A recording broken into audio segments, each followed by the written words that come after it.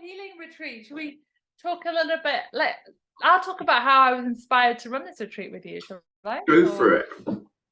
Well, I was having a Rosa Method bodywork session, and again, another layer of ancestral healing came up for me around my Jewish ancestors that were killed in the Holocaust. And in the middle of that session, I just suddenly had this impulse that I want to create an ancestral healing opportunity and space with Mike. I want to connect with Mike over this, and I want to create a space where others can come and support ancestral healing. And of course, it doesn't have to be over that particular wound. But yeah, that felt like a really deep, like a soul impulse in me to create this offering with you. So that's what I want to start by saying. Yeah, and I mean, when you say that, it just reminds me of that first time that we met. You know, we knew that there was something, didn't we? There's something here that needs to be explored. What is that? Yeah. And then we went for a walk. We met up and we went for a walk in, I think I came to visit you in Sheffield. We went for a walk and we sat on a bench. Do you remember? Middle of the woods. And then we just started talking about our past, and it just came up. And it was like, And you were sharing about how you met Helena. And maybe you could briefly share that story. I don't know. Oh, I think that's another time. That is not a brief story. Okay, story. But yeah, we'll do another video where I do that. Definitely. Yeah. But you know, just as you're speaking, and I think about, you know, because you talk about that wound and the wounds, and we're going to explore that, and it's important. This is the work that we're doing, is to explore that stuff. Yeah. But the other side, when I woke up this morning, thought, oh, all right, I've got a meeting with Francis this morning. I wonder what we're going to talk about. I always think also about the gifts. And, you know, when I think immediately, what gifts have I received? And number one comes to me, life. I received life from my ancestors, from my mother, from my father. And then when I just think about that, just if I have to go into even deeper into the core of life, one thing that comes up to me when I think about some of my wounds is survival. You know, they managed to survive through it all to give birth to me, my ancestors, my grandfather, my grandmother. Yeah. So, you know, that's what comes to me. And I think this is you know, because when we were scribbling our notes, do you remember we were scribbling down, what do we want to say to people about this? And the first thing that came to me, and I think maybe to you as well, is we receive so many gifts. Yes. And some of these gifts are unknown at this moment. Yeah. I don't know about all of the gifts I've received, but one of the gifts that I've received that I didn't know about until 2012, so we're only going back, 11 years. One of the gifts that came to me was the gift of singing. I didn't know that was one of the gifts that had come through. I didn't know that. It's all about you, that it partly came through your ancestry. So there were singers in your there were singers and there were musicians as well. And this was a side that wasn't so apparent on my side, but when I reconnected to my Polish family, I found out that my father's brother's wife was a musician. And a beautiful musician as well. So, and it's like, wow, I didn't know that. Yeah. And then suddenly all these pieces start falling into place. And you know, I remember my dad always listening to classical music. And because, you know, one of the things that I did when I grew up, I grew up with a lot of challenges. And I grew up saying, I want to bring my children up differently from how I was brought up, and I brought them up on different music, rock and punk and this and that, and really drove all that into them. And yet my son became a classical guitarist. Wow. Just like my father listening to classical music and me rejecting classical music, and then my son saying, "Here I am, Dad. I'm now a classical guitarist. I like Bach and Mozart. I'm sorry, but Nirvana and the Clash, no more." And it's like, you know, it's like whatever happens, whatever goes around comes around in this. And it's like, there's so much to learn. Yes, yes, and I love that some of your musical gifts came through your ancestry, and that's partly what we're bringing on the retreat is singing as a vehicle for supporting ancestral healing, and that gift partly came through from your ancestors. That's a great another way of I love that. Yeah. Yeah. So yeah, I mean, one of the things I really want to bring, and probably this is going to be a short interview because I know you have to rush off in a minute. But one of the things I want to bring is song. This is my gift. This is the gift I want to bring to the people on the retreat.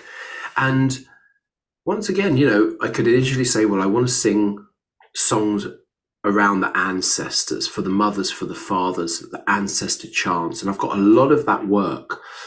But I also want it to be very organic. I've got such a wide range of songs from different traditions, different religions, nature, love, loss, yearning. So many songs that I can give here that I want it to be a very organic process, that I want to feel into what the group is sharing and sing to that, sing for that, sing beyond that.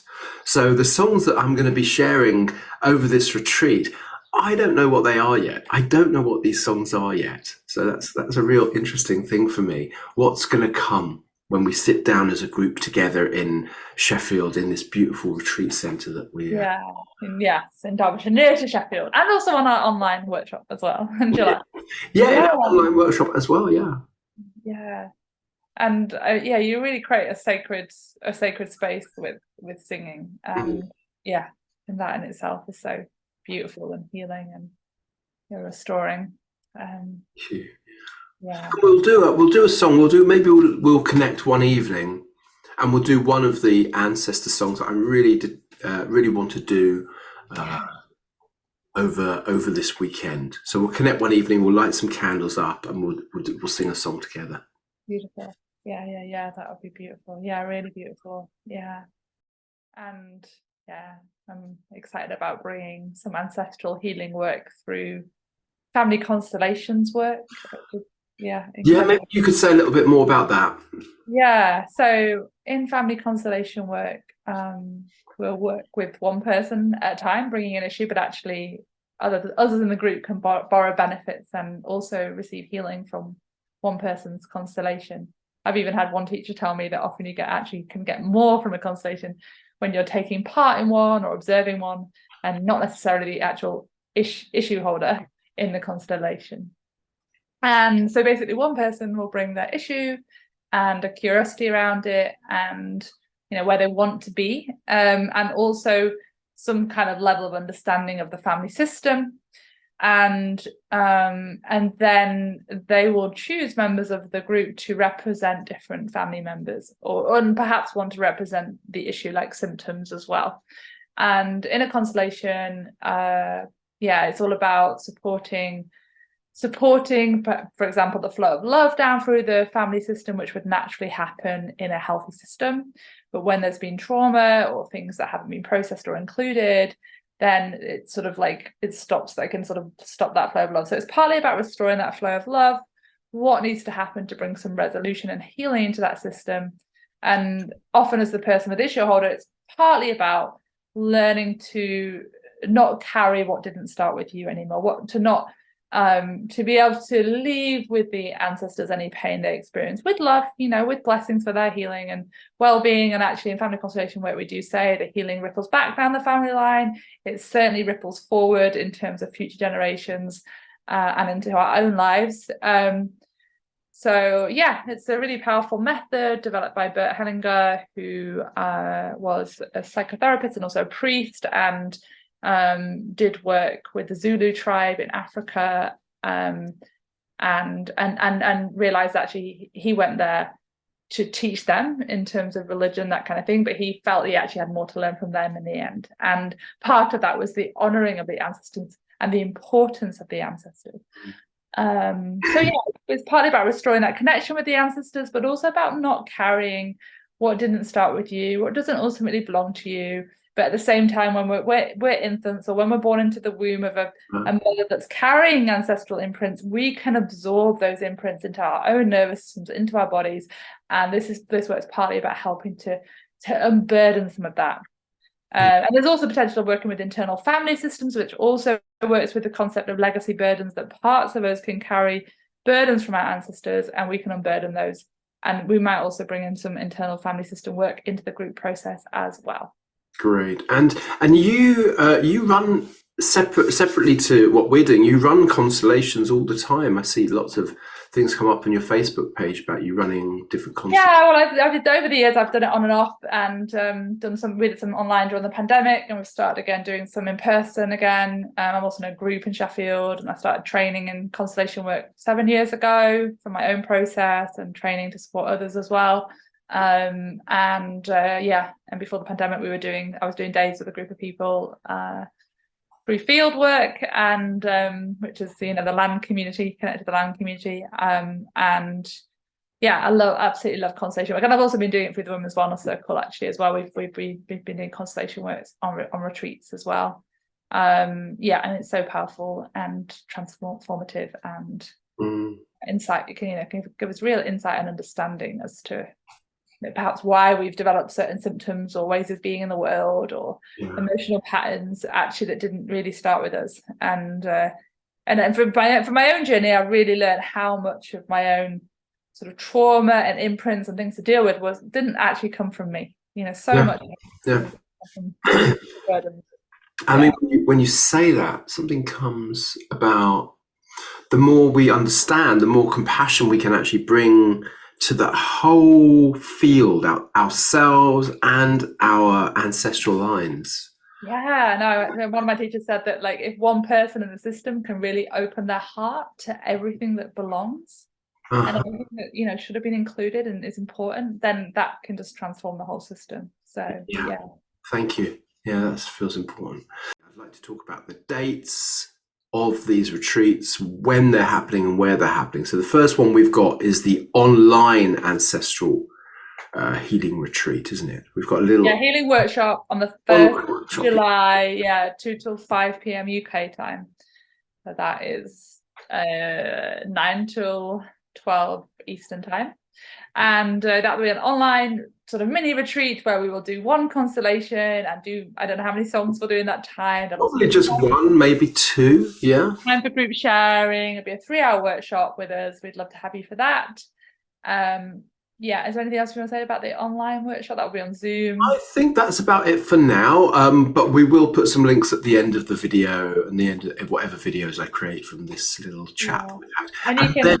In terms of paying for that, you can either have that included if you book on the retreat, or you can also pay for that as a separate workshop. Perhaps if you're in America but are not going to make our retreat live and you want to work with us for a short taster and experience and a powerful experience, I'm sure it will be, then you can join us for that, just the online retreat by itself. Yes, great. And then, of course, 1st of December to the 3rd of December, that's when we have our actual weekend retreat in not Sheffield, because you said not Sheffield, but you said Derbyshire. Derbyshire, in the countryside, near Unstone or near Unstone. It's called Unstone Grange, and it's a big retreat centre with land around it, and we will be having a deep dive into these the family constellation work, inquiry, and song. We'll also be doing energy medicine in the morning, and I think you're going to do a dance in the morning. I'm going to teach something Native American